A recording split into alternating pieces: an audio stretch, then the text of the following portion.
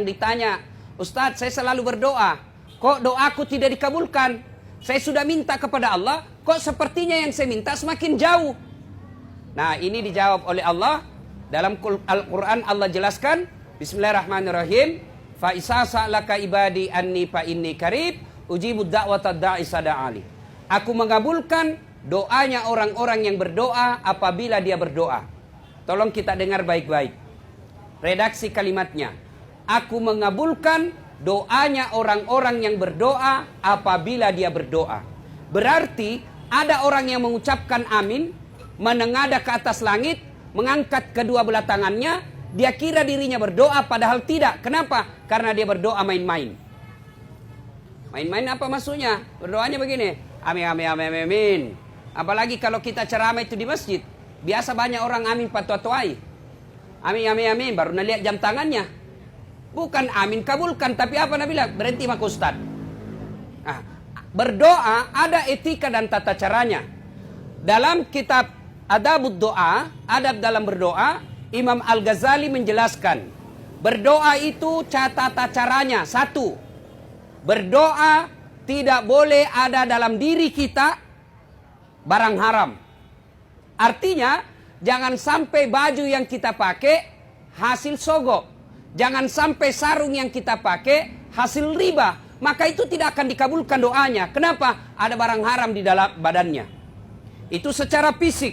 Lalu yang lebih parah adalah makan. Terutama kita yang selalu makan di luar. Hati-hati, ternyata banyak orang Pak, ayam dia makan tapi sifatnya menurut fikih bangkai. Kenapa? Yang potong tidak baca bismillah. Hati-hati. Saya pernah lihat itu di Pasar Daya. 50 ayam na potong, satu kali di bismillah. Nah ambil satu baru na bilang bismillahirrahmanirrahim kali 50. Tidak boleh cilaka. Baca ku satu-satu. Tidak boleh. Nah ini banyak. Na'udzubillah min zalik. Jangan sampai kita makan rumah makan, lalu yang kita makan ayam yang tidak dipotong. Dipotong tapi tidak baca bismillah. Itu sama bangkai. Termasuk bapak-bapak yang suka ditraktir. Hati-hati. Apalagi orang sekek traktir ki. Oh hati-hati. 30 tahun maki sama barusan nak mau traktir. Barangkali dapat proyek gelap. Cari puli. Hati-hati. Nah, maka saya kebiasa kalau ke warung kopi, saya lebih senang bayar sendiri daripada dibayarkan. Apalagi kalau yang bayarkan tidak jelas agamanya. Karena bisa jadi yang dia pakai traktir kita uang haram. Auzubillah min zalik. Maka ketika berdoa, yakinkan diri bahwa badan kita yang kita habis makan, kemudian yang kita pakai, betul-betul kita yakinkan barang halal. Itu yang pertama. Ya, yang kedua, etika dalam berdoa, ketika kita berdoa disunnahkan. Disunnahkan kita dalam keadaan suci. Artinya, boleh tidak berdoa kita dalam keadaan tidak suci? Boleh, tapi tidak sunnah. Sunnah artinya cepat sampai. Tapi kalau tidak sunnah, sampai juga tapi macet. Jadi kalau Bapak berdoa, pakaiannya halal, pakaiannya bersih, pakaiannya suci, itu jalur tol, cepat sampai.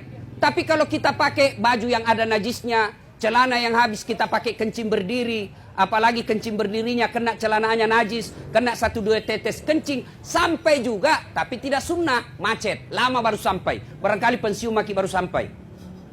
Nah itu.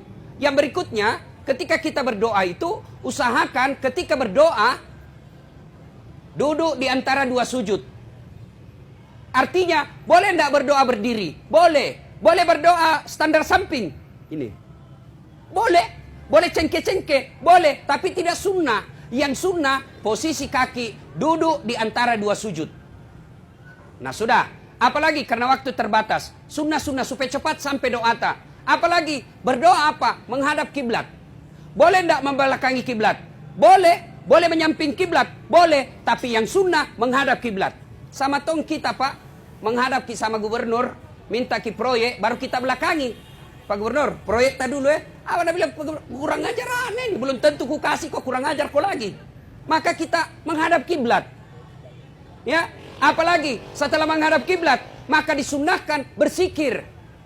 Subhanallah, subhanallah, subhanallah.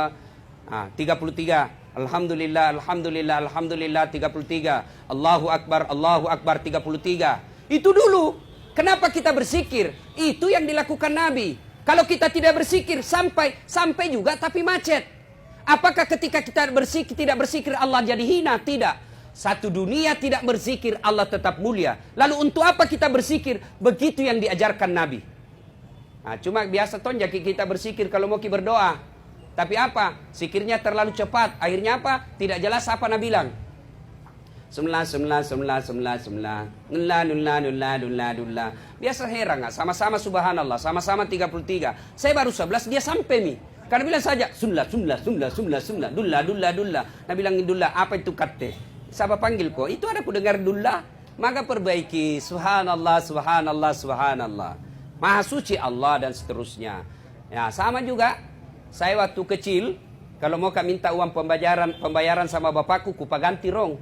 Ku puji-puji dulu. Itawa bapak gaganya, bagusnya kumis tak serasi sekali kulihat sama sarung. Padahal tidak ada hubungannya kumis sama sarung. Sudah senang, baru saya bilang, Pak, membayar kak besok. Apa Nabi bilang bapakku? Tanam aku nak, sanam aku. Saya punya urusan itu bayar. Tapi coba bede, bapak baru pulang dari sawah. Panas, mogok sepedanya mendorong. Baru kita sampai langsung kita bilang, Pak, membayar kak besok. Kalau tidak membayar kak, berhenti ya sekolah. Nabi bilang, Bapak, berhenti bakok, patapas aku. Jadi ada etikanya. Kita sikir dulu. Sama juga istri tak kalau mau minta uang tuh, mau dibelikan cincin, batena tu paganti, itawa awet mulu lagi kuliah Pak, ku ingat na dulu waktu tak pertama kion gombal-gombal kak. Nah sudah, baru kita nak bilang apa? Iya, belikan apa dulu cincin. Puji dulu. Sudah itu mengangkat kedua belah tangan. Bagaimana posisi tangan? Boleh begini, boleh begini, boleh. Tapi yang sunnah kanan kiri merapat dan dia berada di depan wajah kita. Kanan kiri telapak tangan kita merapat, lalu dia berada di depan wajah. Ya kurang lebih seperti ini. Ustadz boleh begini? Boleh. Kenapa Ustadz ada orang berdoa begini? Banyak sekali nak minta, tipe 90 rumah nak minta itu. Boleh, tapi tidak sunnah. Berikutnya lagi, apa? Salawat. Sudah dilakukan semua itu, etika apa? Salawat. Jangan sampai kita tidak tahu lagi salawat. Ada mahasiswaku mau ujian skripsi. Dek, supaya berkah ilmu, salawat kok. Apa Nabi bilang? Salawat kepada Muhammad.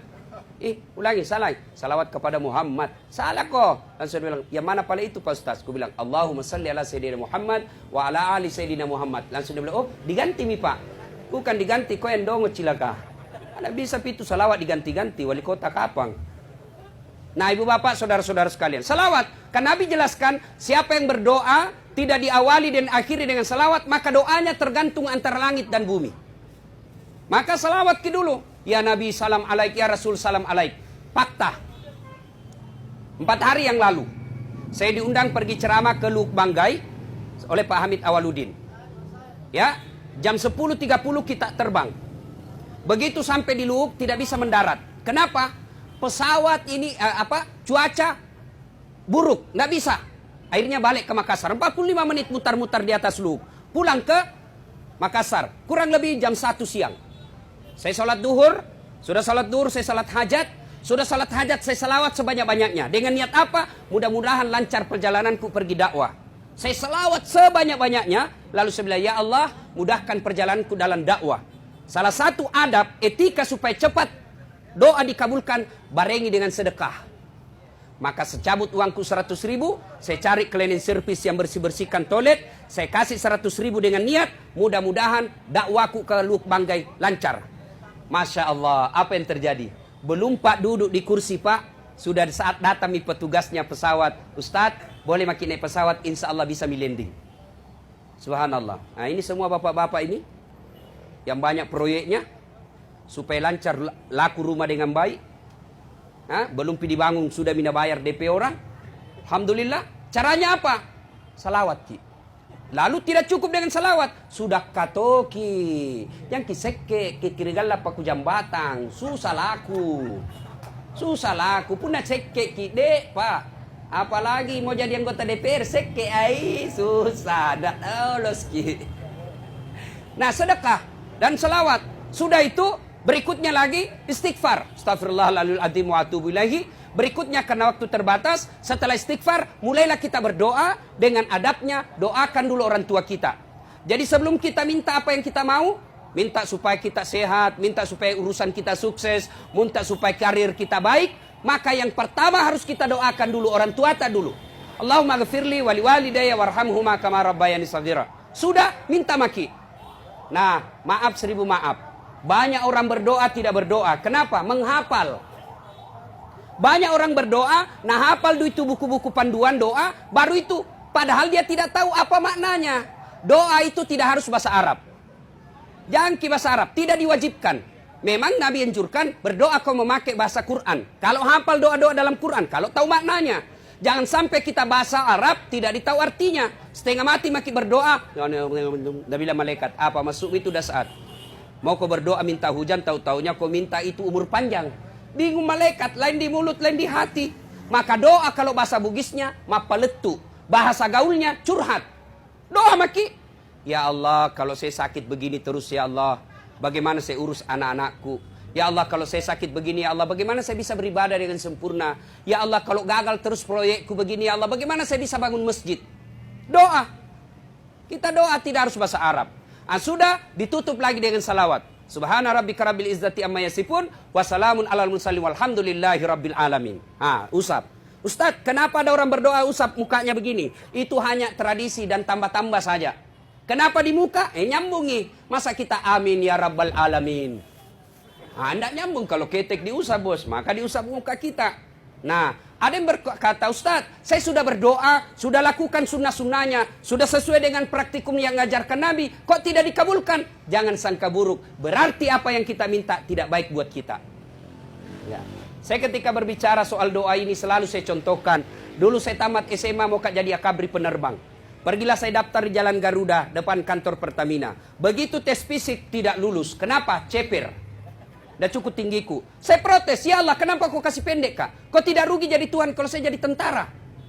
Ternyata temanku lulus, polisi. Sekarang dia di Sulbar 2 bunga-bunga. Apa namanya, kasat serse, pakai baret merah. Saya Allah luluskan saya pakai ustadz, maka saya pakai baret putih. Alhamdulillah, alhamdulillah. Dengan baret putih yang saya pakai, mulai baret hitam sampai baret merah, ku cara mengasing kau. Allah kasih yang terbaik. Maka jangan pernah sangka buruk. Bapak... Ya kok makalah anak muda, serius kayak ini bos. Bapak saudara-saudara sekalian, karena waktu telah tiba, mari kita tutup dengan ucapan Alhamdulillahirrabbilalamin. Assalamualaikum warahmatullahi wabarakatuh.